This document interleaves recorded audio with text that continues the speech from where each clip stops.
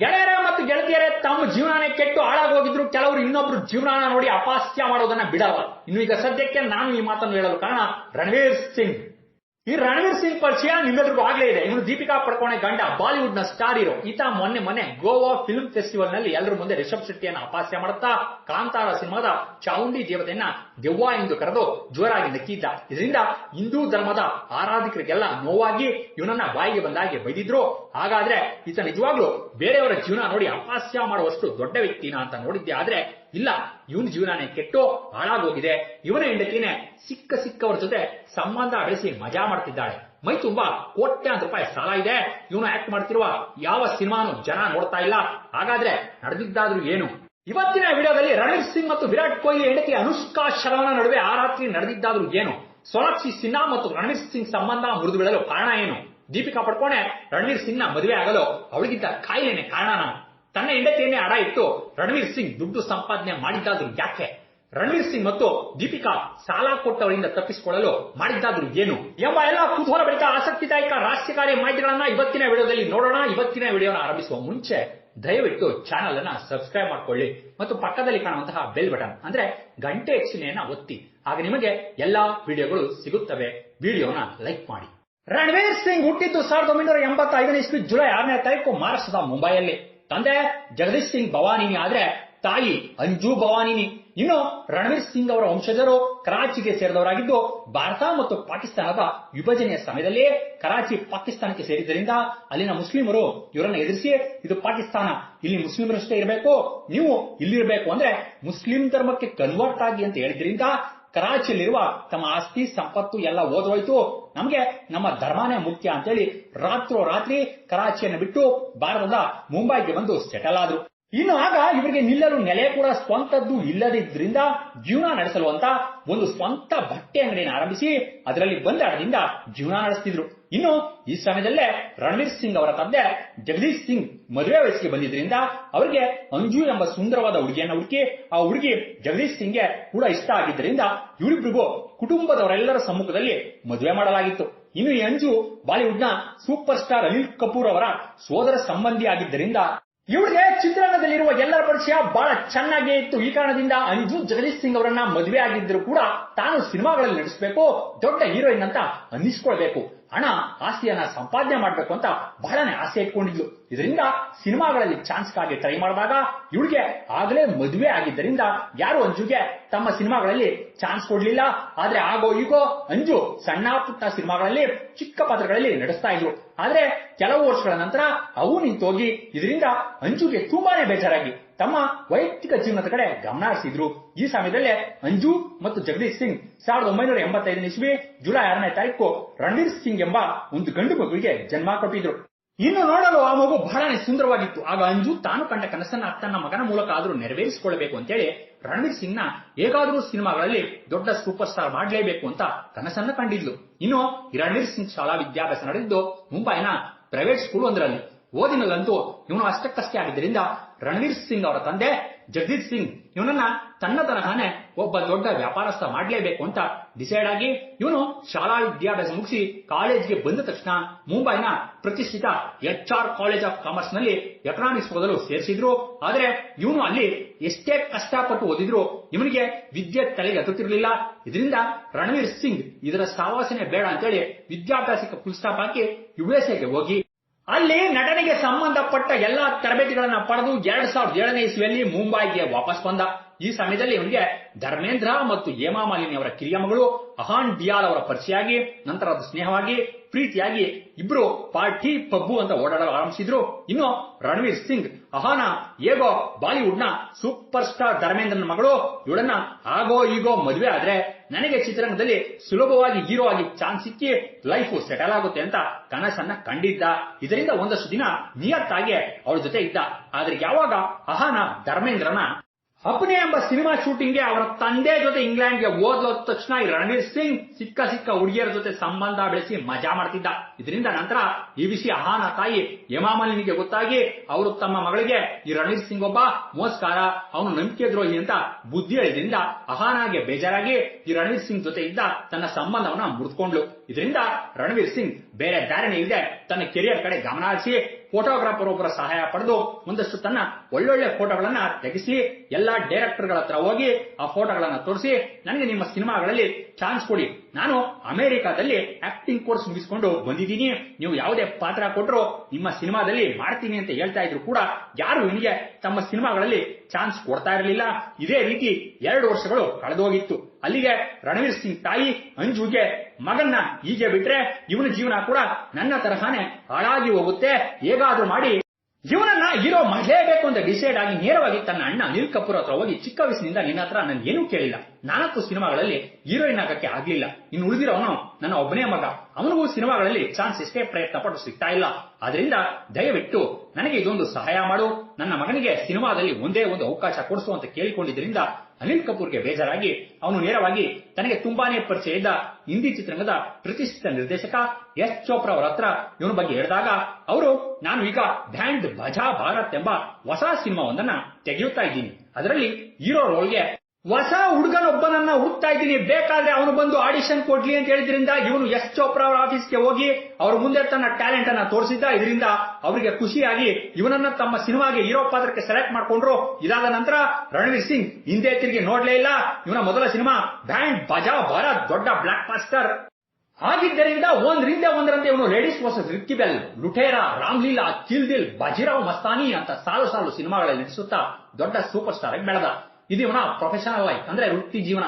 ಇನ್ನು ಇವನ ವೈಯಕ್ತಿಕ ಜೀವನ ನೋಡಿದ್ದೆ ಆದ್ರೆ ಇವನಿಗೆ ಚಿಕ್ಕ ವಯಸ್ಸಿನಿಂದಾನೆ ಹುಡುಗಿಯರ ಶೋಕೆ ಇದ್ದುದರಿಂದ ತಾನು ತನ್ನ ಬ್ಯಾಂಡ್ ಬಜಾ ಭಾರತ್ ಎಂಬ ಮೊದಲ ಸಿನಿಮಾದಲ್ಲಿ ನಟಿಸುತ್ತಾ ಇದ್ದಾಗಲೇ ಆ ಸಿನಿಮಾ ಹೀರೋಯಿನ್ ಅನುಷ್ಕಾ ಶರ್ಮನ್ನ ತನ್ನ ಪ್ರೇಮದ ಬಲೆಗೆ ಬಿಡಿಸಿಕೊಂಡು ಸಿನಿಮಾದ ಶೂಟಿಂಗ್ ನಡೆಯುತ್ತಿದ್ದಾಗೆಲ್ಲ ಅವಳ ಜೊತೆ ರೊಮ್ಯಾನ್ಸ್ ಮಾಡುತ್ತಾ ಪಬ್ಬು ಪಾರ್ಟಿ ಅಂತ ಸುತ್ತಾಡುತ್ತಾ ಅವಳನ್ನ ತನ್ನ ಇಷ್ಟ ಬಂದ ಹಾಗೆ ಬಳಸಿಕೊಂಡು ಮಜಾ ಮಾಡ್ತಿದ್ದ. ಇನ್ನು ಅವಳು ಇವನನ್ನ ತುಂಬಾನೇ ನಂಬಿದ್ಲು, ಇವನನ್ನೇ ಮದುವೆ ಆಗ್ಬೇಕು ಅಂತ ಕೂಡ ಅಂದ್ಕೊಂಡಿದ್ಲು. ಇನ್ನು ಈ ರಣವೀರ್ ಸಿಂಗ್ ಅದೃಷ್ಟಕ್ಕೆ ಇವರಿಬ್ರು ಸೇರಿ ಆಕ್ಟ್ ಮಾಡಿದ್ದ ಮೊದಲ ಸಿನಿಮಾ ಬ್ಯಾಂಡ್ ಬಾಜಾ ಭಾರತ್ ದೊಡ್ಡ ಹಿಟ್ ಆಗಿದ್ರಿಂದ ರಣವೀರ್ ಸಿಂಗ್ ಸೂಪರ್ ಸ್ಟಾರ್ ಆಗಿದ್ದ. ಇದರಿಂದ ಅನುಷ್ಕಾ ಇವನ್ನ ಮದುವೆ ಆದ್ರೆ ನಾನು ಲೈಫಲ್ಲಿ ಸೆಟಲ್ ಆಗ್ಬೋದು ಅಂತಾನೆ ಅಂದ್ಕೊಂಡಿದ್ಲು. ಆದ್ರೆ ಇವನು ಯಾವಾಗ ತನ್ನ 2ನೇ cinema ladies versus Ricky Bahl ಶುರುವಾಯ್ತೋ ಆಗ ತನ್ನ ನಿಜ ಬಣ್ಣವನ್ನ ತೋರಿಸಿದ್ದ. ಯಾಕಂದ್ರೆ ಆ ಸಿನಿಮಾದಲ್ಲಿ 5 ಜನ ಹೀರೋಯಿನ್ಗಳು, ಅನುಷ್ಕಾ ಶರ್ಮಾ ಆ ಸಿನಿಮಾದಲ್ಲಿ ಮೇನ್ ಹೀರೋಯಿನ್ ಆದ್ರೆ ಪ್ರಿಯಾಂಕಾ ಚೋಪ್ರಾ ತಂಗಿ ಪ್ರೀತಿ ಚೋಪ್ರಾ ಸೆಕೆಂಡ್ ಹೀರೋಯಿನ್. ಆಗ ರಣವೀರ್ ಸಿಂಗ್ ಅನುಷ್ಕಾ ಶರ್ಮನಿಗೆ ಮೋಸ ಮಾಡಿ ಈ ಸಿನಿಮಾದ ಶೂಟಿಂಗ್ ಸಮಯದಲ್ಲಿ ಪರಿಣಿತಿಗೆ ಹತ್ರ ಆಗಿ ಅವಳ ಜೊತೆ ಫುಲ್ ರೊಮ್ಯಾನ್ಸ್ ಮಾಡುತ್ತಾ ಆ ಸಿನಿಮಾದ ಶೂಟಿಂಗ್ ಬ್ಯಾಂಕಾಕ್ ನಲ್ಲಿ ನಡೆಯುತ್ತಿದ್ದಾಗ ಅವಳ ಜೊತೆ ಸುತ್ತಾಡುತ್ತಾ ಸಮುದ್ರದ ದಂಡೆಗೆ ಅವಳನ್ನ ಕರ್ಕೊಂಡು ಹೋಗಿ ರಾತ್ರಿ ಆಗಲು ಅನ್ನೋದೇ ಅವಳ ಜೊತೆ ಮಜಾ ಮಾಡ್ತಿದ್ದ.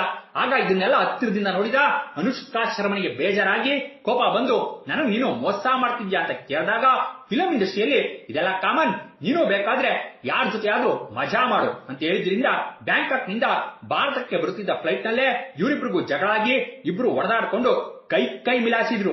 ಇನ್ನು ನಂತರ ಈ ವಿಷಯ ದೊಡ್ಡ ವಿವಾದವಾಗಿ ಎಲ್ಲಾ ನ್ಯೂಸ್ ಚಾನೆಲ್ಗಳಲ್ಲೂ ಪ್ರಸಾರ ಆಗಿತ್ತು. ಆದ್ರೆ ಆ ಸಿನಿಮಾ ಪ್ರೊಡ್ಯೂಸರ್ ಎಸ್ ಚೋಪ್ರಾ ಆಗಿದ್ರಿಂದ ಅದನ್ನ ಆಗೋ ಈಗೋ ಮುಚ್ಚಾಕ್ಸಿದ್ರು. ಇದಾದ ನಂತರ ರಣವೀರ್ ಸಿಂಗ್ ಮತ್ತು ಅನುಷ್ಕಾ ಶರ್ಮಾ ಒಬ್ರು ಮುಖ ಒಬ್ರು ನೋಡದೆ ಆಗೋ ಈಗೋ ಈ ಸಿನಿಮಾದ ಶೂಟಿಂಗ್ ನ ಮುಗಿಸಿದ್ರು. ಇದಾದ ನಂತರ ಈ ರಣವೀರ್ ಸಿಂಗ್ ಪರಿಣಿತಿ ಚೋಪ್ರಾ ಜೊತೆನಾದ್ರೂ ನಿಯತ್ತಾಗಿದ್ದ ಅಂದ್ರೆ ಇಲ್ಲ, ಅವಳಿಗೂ ಕೈಕೊಟ್ಟು ತನ್ನ ಲುಟೇರಾ ಸಿನಿಮಾದ ಹೀರೋಯಿನ್ ಸೋನಾಕ್ಷಿ ಸಿನ್ಹಾಗೆ ಹತ್ರಾಗಿ ಅವಳ ಜೊತೆ ಸಂಬಂಧ ಇಟ್ಕೊಂಡು ಅವಳಿಗೆ ನಿನ್ನನ್ನೇ ಮದುವೆ ಆಗ್ತೀನಿ ಅಂತೇಳಿ ನಂಬಿಸಿದ್ದ.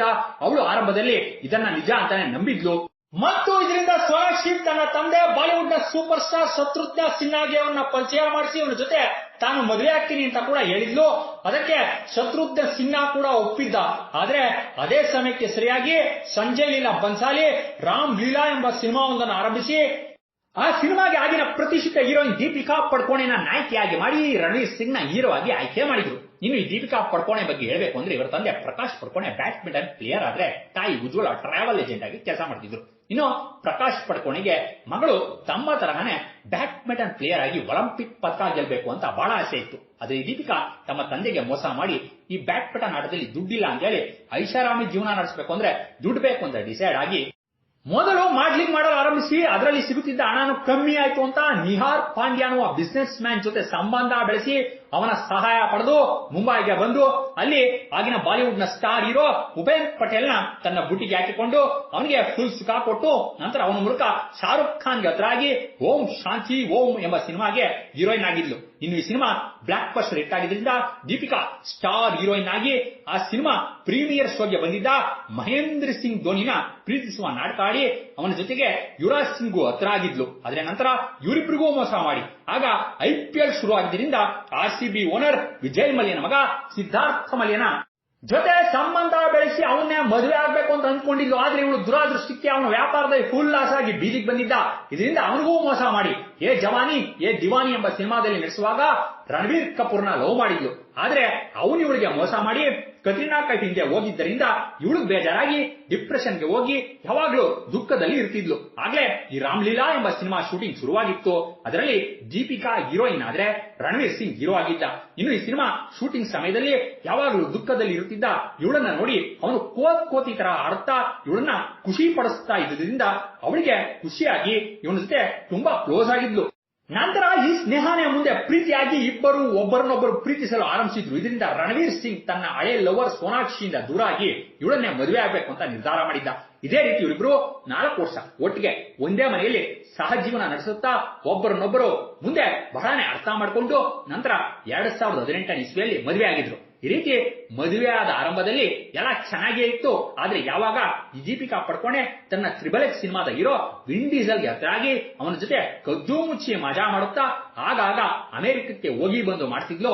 ಈ ವಿಷಯ ನಂತರ ರಣವೀರ್ ಸಿಂಗ್ ತಾಯಿ ಅಂಜುಗೆ ಗೊತ್ತಾಗಿ ರಣವೀರ್ ಸಿಂಗ್ಗೆ ಬಾಯಿಗೆ ಬಂದಾಗೆ ಬೈಯುತ್ತಾ ಅವಳಿಗೆ ಡೈವರ್ಸ್ ಕೊಟ್ಟು ಬೇರೆ ಯಾರನ್ನಾದ್ರೂ ಒಬ್ಬ ಒಳ್ಳೆ ಹುಡುಗಿ ಜೊತೆ ಮದುವೆ ಆಗುವಂತ ಬುದ್ಧಿ ಹೇಳ್ತಿದ್ಲು. ಇನ್ನು ಆ ಸಮಯದಲ್ಲೇ ಇವರಿಬ್ರು ಸೇರಿ ಇವರು ಅಲ್ಲಿವರೆಗೆ ದುಡಿದಿದ್ದ ಎಲ್ಲ ಹಣನು ಸೇರಿಸಿ 150 ಕೋಟಿ ಖರ್ಚು ಮಾಡಿ ತಾವೇ ಪ್ರೊಡ್ಯೂಸರ್ಗಳಾಗಿ 83 ಎಂಬ ಸಿನಿಮಾವನ್ನು ತೆಗೆದಿದ್ರು. ಅದರಲ್ಲಿ ರಣವೀರ್ ಸಿಂಗ್ ನಾಯಕ ಆದ್ರೆ ದೀಪಿಕಾನೇ ಹೀರೋಯಿನ್ ಆಗಿದ್ಲು. ಈ ಸಿನಿಮಾ ನಂತರ ಅಟ್ಟರ್ ಫ್ಲಾಪ್ ಆಗಿ ಇವರಿಬ್ಬರು ಹಾಕಿದ ಎಲ್ಲ ಹಣನು ಕಳೆದುಕೊಂಡು ಬೀದಿಗೆ ಬಂದಿದ್ರು. ನಂತರ ಸಾಲ ಕೊಟ್ಟವರ ಕಾಟ ತಡೆಯಲಾರದೆ ಸಾಲ ತೀರಿಸಲು ದೀಪಿಕಾ ತುಂಡು ಬಟ್ಟೆ ಹಾಕಿ ಫೋಟೋ ಶೂಟ್ ಮಾಡಿಸಿ ಅದರಲ್ಲಿ ಬಂದ ಹಣನೂ ಸಾಲದೆ ತಾನು ಅಭಿನಯಿಸುತ್ತಿದ್ದ ಎಲ್ಲಾ ಸಿನಿಮಾ ಪ್ರೊಡ್ಯೂಸರ್ಗಳಿಗೂ ನಾನು ಕೇಳಿದ ಹಣ ಕೊಟ್ರೆ ನೀವೆಷ್ಟೇ ತುಂಡು ಬಟ್ಟೆ ಹಾಕು ಅಂದ್ರು ಹಾಕ್ತೀನಿ ಅಂತೇಳಿ ಶಾರುಖ್ ಜೊತೆ ಪಠಾನ್, ಋತಿಕ್ ಜೊತೆ ಫೈಟರ್ ಎಂಬ ಸಿನಿಮಾದಲ್ಲಿ ಎಲ್ಲಾ ಬಿಟ್ಟು ನಡೆಸಿದ್ಲು. ಇದರಿಂದ ರಣವೀರ್ ತಾಯಿಗೆ ಬೇಜಾರಾಗಿ ಅವಳಿಂದ ದೂರ ಆಗುವಂತೆ ಒತ್ತಾಯ ಪಡಿಸಲು ಆರಂಭಿಸಿದ್ರು. ಆಗ ಬೇರೆ ದಾರಿಯಿಲ್ಲದೆ ರಣವೀರ್ ಮತ್ತು ದೀಪಿಕಾ ತಮ್ಮ ಸಂಸಾರ ಉಳಿಸಿಕೊಳ್ಳಲು ಮಗು ಮಾಡ್ಕೋಬೇಕು ಅಂತ ನಿರ್ಧಾರಕ್ಕೆ ಬಂದು ದೀಪಿಕಾ ಕಳೆದ ವರ್ಷ ಗರ್ಭಿಣಿಯಾಗಿ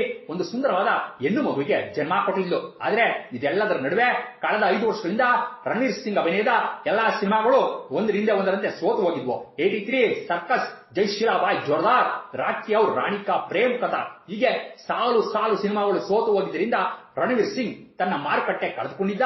ಆದ್ರೆ ಆ ಸಮಯದಲ್ಲೇ ದಕ್ಷಿಣ ಭಾರತದ ಅನೇಕ ಸಿನಿಮಾಗಳು ಹಿಂದಿಗೆ ಡಬ್ ಆಗಿ ಬ್ಲಾಕ್ ಬಸ್ಟರ್ ಹಿಟ್ಗಳಾಗಿದ್ವು. KGF, ಪುಷ್ಪ, ಕಾಂತಾರ, ಸಲಾರ್, ಕಲ್ಕಿ ಹೀಗೆ ಸಾಲು ದಕ್ಷಿಣ ಭಾರತದ ಸಿನಿಮಾಗಳು ಸಾವಿರಾರು ಕೋಟಿ ರೂಪಾಯಿನ ಕಲೆಕ್ಷನ್ ಮಾಡ್ತಿದ್ರೆ ರಣವೀರ್ ಸಿಂಗ್ ನ ಸಿನಿಮಾಗಳು ಮಾತ್ರ ದಾರುಣವಾಗಿ ಸೋಲಲು ಆರಂಭಿಸಿದ್ವು.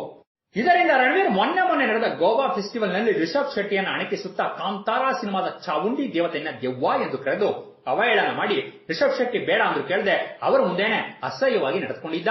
ಇದರಿಂದ ಈತನ ವರ್ತನೆ ನೋಡಿ ಭಾರತದಾದ್ಯಂತಿರುವ ದೈವಾರಾಧಕರಿಗೆ ಬೇಜಾರಾಗಿ ಒಂದೊಂದು ರಾಜ್ಯದಲ್ಲಿ ಒಂದೊಂದು ನಂಬಿಕೆ ಇರುತ್ತೆ.